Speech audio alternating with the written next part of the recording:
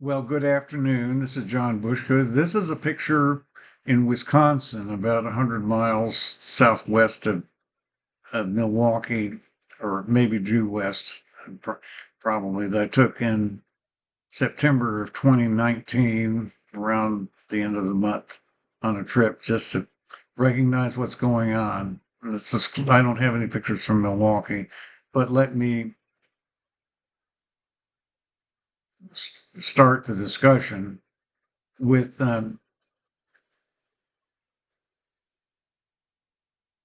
talking about the Republican Party platform.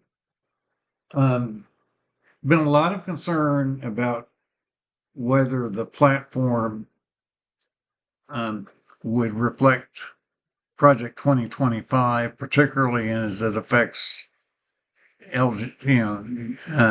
the LGBTQ community, which particularly gay and transgender people may have different interests, may not quite have the same stakes.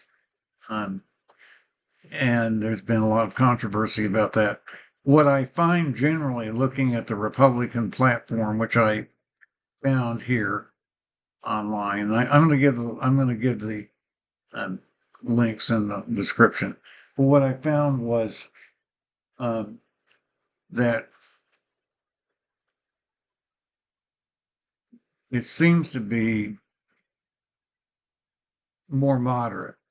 In the general section, the platform says it would cut federal funding for any school pushing critical race theory, radical gender ideology, and other inappropriate racial, sexual, or political content on our children. Um, and at other times, they've also mentioned getting rid of mention of DEI, gender identity, and sexual orientation. And in the past, we've heard them say that. It doesn't really say that as explicitly right here. Um, if you go to chapter 7 of the table, and you have to it's not real. Let's go to chapter 7, which is cultivate great K-12 schools leading to great jobs and lives for our young people. And it says, knowledge of skills, not CRT and gender indoctrination. So they want Republicans who will ensure children are taught fundamentals like reading, history, science, and math, not left wing propaganda. Will defund schools and engage in inappropriate political indoctrination. And then if you go further down, uh, chapter 9, it's a little hard to see the chapters.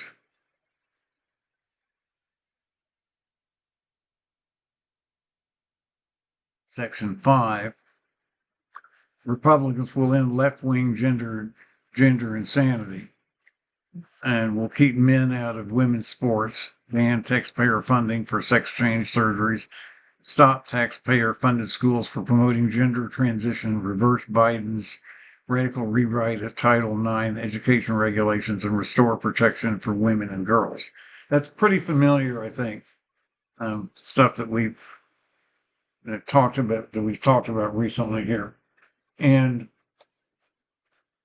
but if you go back to, so it sounds like right now it sounds kind of like they're sending a message to gay men and lesbians, as we normally understand it, get a divorce from the TQ. That's what it sounds like they're saying.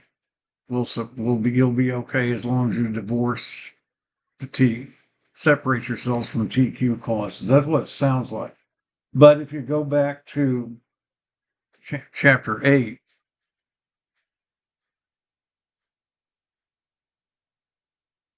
and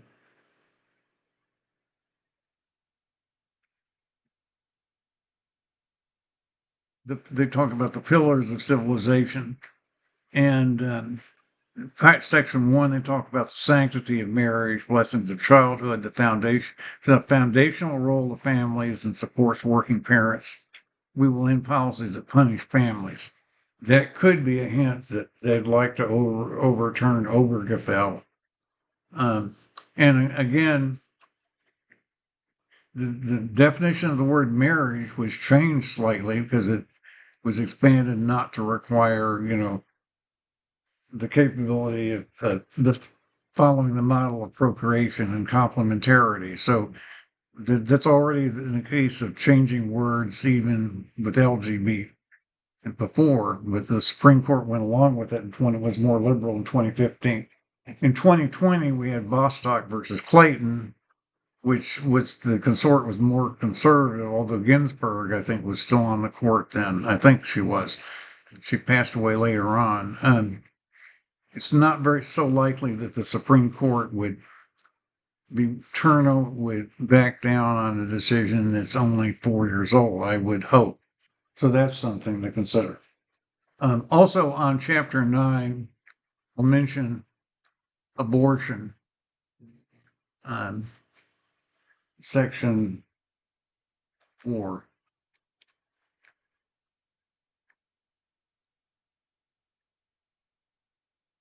where they talk about late term abortion, but they don't go out of their way to talk about abortion in the early terms. And again, I don't know why some religious conservatives have made it a fetish to ban all abortions, even right at fertilization. And in fact, it takes a few days before a fertilized egg implants in the uterus, and about more than 50% of those fail, never grow to term anyway. So that's never made any sense to say that it's a fertilization. Probably about 12 weeks, something like that, is where the baby maybe has sentience and awareness conceivably. And that may be where it makes more sense to draw the line, at least in my thinking. But I just thought I would mention that. But of course, the big concern now has been, of course, the the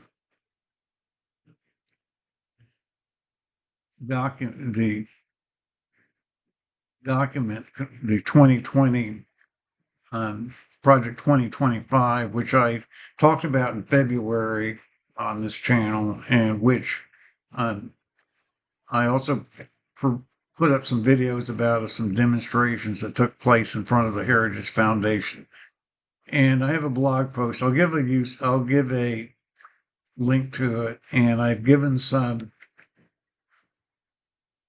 links in the comments to a couple of essays by Melissa Guerra Grant at the New Republic. For example, this one, and you can look them up. There's a paywall. I think you might have to have a subscription to read the articles, but she makes the case, as I'm going to talk about in a minute, of how dedicated many religious conservatives are to the idea that every adult that is competent must try to have a family, that all public policy should deal with nuclear families only and not individuals, even that everyone has an implicit responsibility to try to have a family. And we all know there are biological differences that we're finding out more about between, that affect sexual orientation, particularly in men, and affect what we call gender identity. And they're not quite the same things. And the evidence is, the evidence is kind of nebulous, particularly on gender identity. But there is this idea that if everyone is responsible for living up to the norms of being a good citizen, regardless if everyone actually has to own their own agency, so to speak, um, then you can understand why conservatives might go way out of their way to try to force everyone into trying to become parents, even if some people are not as well equipped by temperament as others. I would even say there are kind of four individual agency, I sort of have the idea you have to prove, you have to sort of earn part of what you have with real work and as an individual, but you also have to be able to bond with others based and especially where they're at, not just where you want people to be at. You have to be able to provide for others and even be able to provide for children and raise children, even if you didn't have your own. That would be a second idea. You have to be able to behave in a way that respects the needs of future generations. I'm an individual, drive alone a lot. That's not exactly real good for the climate. I'm guilty of that. Um, and you kind of have to be able to live morally within your own personal limitations, which may not be the same as someone else's. And conservatives are very strict about that. They want the family to control that, whereas liberals, or the left wants, you know, a sort of comradeship to control that, where you have maybe less sense of yourself and more about belonging to a group other than the family. But to come back to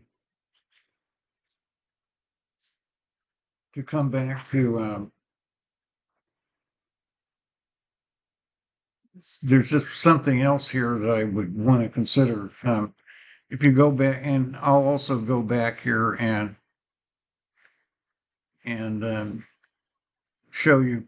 There's the Project 2025 book, and on it's called the Mandate for Leadership, and then down.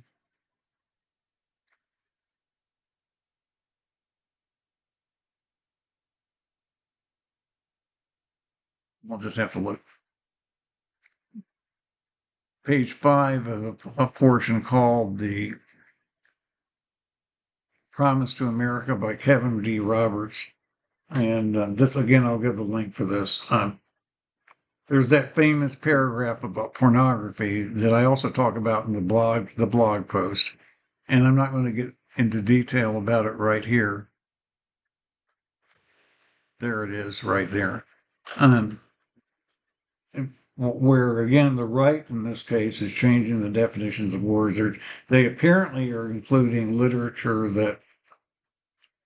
that suggests that is presented to minors that suggests they can change gender easily. And you're familiar with what's going on in schools with gender identity, and gender expression and social transition and all of this, that they consider that pornography.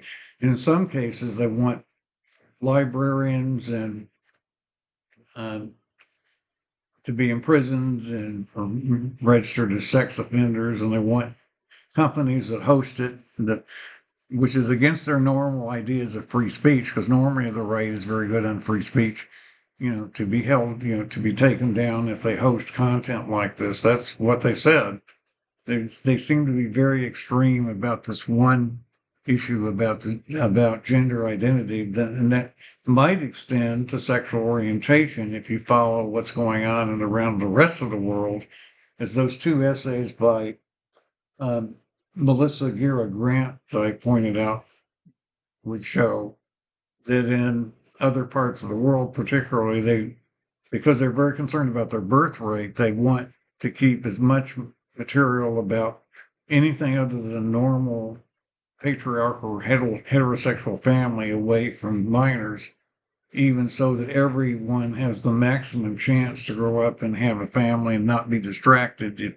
If they are what they used to call waverers back in the 80s, when they had all these theories about the Kinsey theory and that some people might be homosexual but could still be prodded to have families and marry and join the majority of society, and they wanted everybody to do that for the good of civilization, or for the good of their own power structure, or their own sense of satisfaction in their own marriages, which is probably closer to the truth. So yeah, one of the things that my own book I talked a lot about, in chapter one of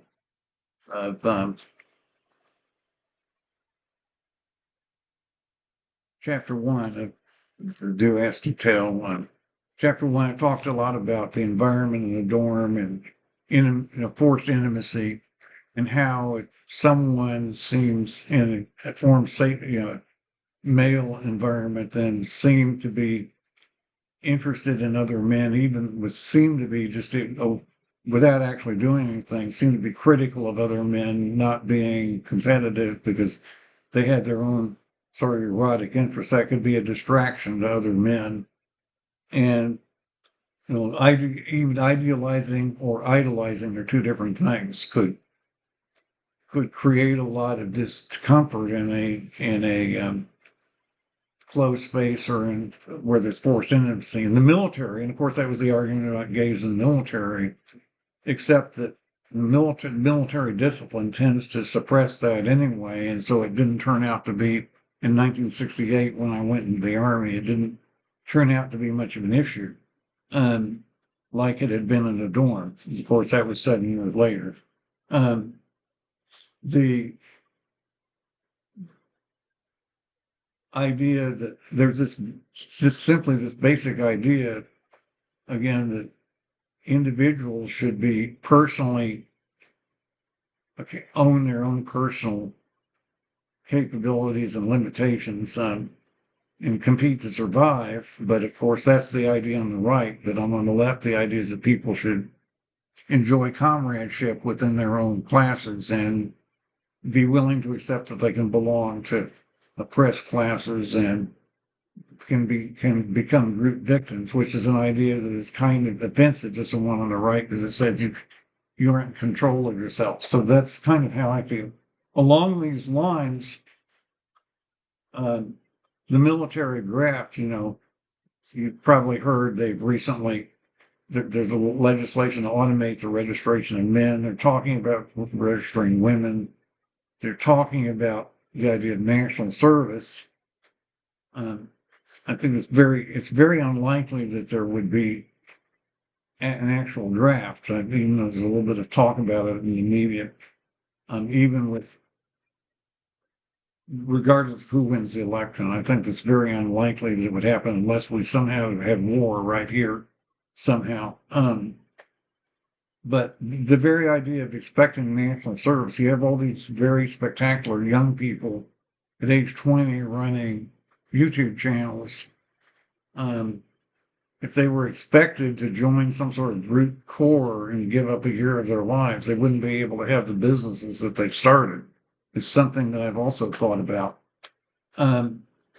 So that's essentially, well, this also leads back to the issue of age verification of websites. If you want to keep material away from minors until they're old enough to be absolutely in control of their own decision making and not, you want to say they can't be unduly influenced even away from having families. This idea, particularly in Hungary with Orbán, that could get imported here with, if you wanted to do that, you would have to have mandatory age verification websites, which is something I've talked about before. So that's what I wanted to talk about today to give you an overview. It seems like generally the Republican platform is much more moderate than the Project 2025, although there are some areas I'm concerned about, and there are ways this can still go very wrong, which I just wanted to talk about today. And I do thank you for listening.